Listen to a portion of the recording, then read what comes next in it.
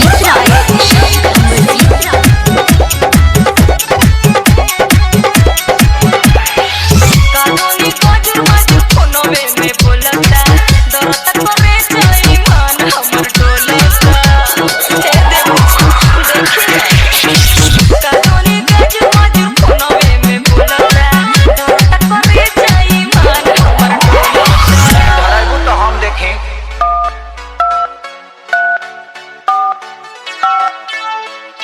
बिना ताम ते धर से बहरी नत नितली भैंस दुही त सैनिटाइजर लगाते दुही बिना दाबी लगाते धर से बहरी मत नितनी थोथुन मत न तो उठा ले दाई। डीजे अमरजीत राय।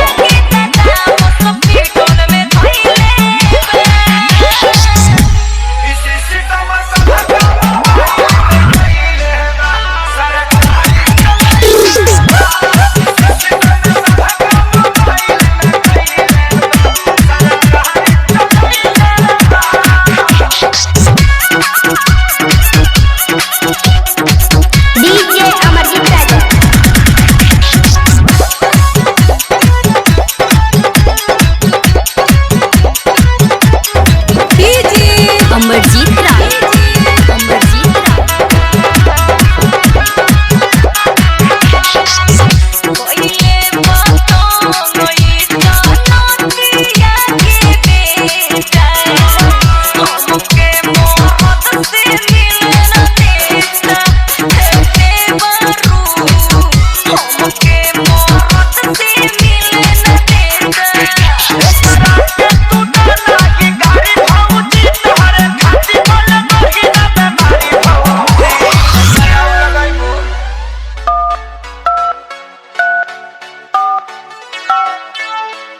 कोविड-19 से बचे के लिए आहा सब घरे में रहू सरकार का निर्देश का पालन करो दिन में भर दिन साबुन सरफ से हाथ धो गरम गरम पानी पियो और हाथ में सैनिटाइजर लगाओ।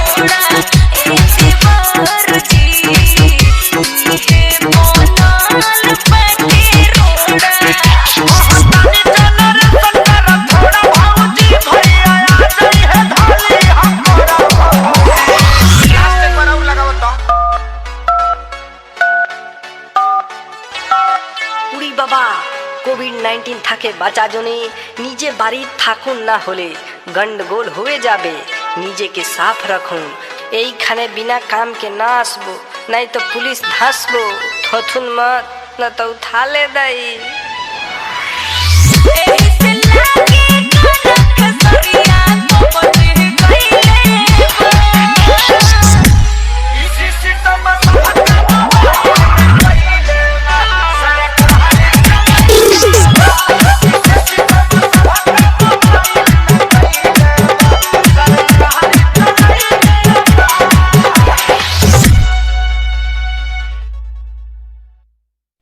डीजे अमरजीत राजा।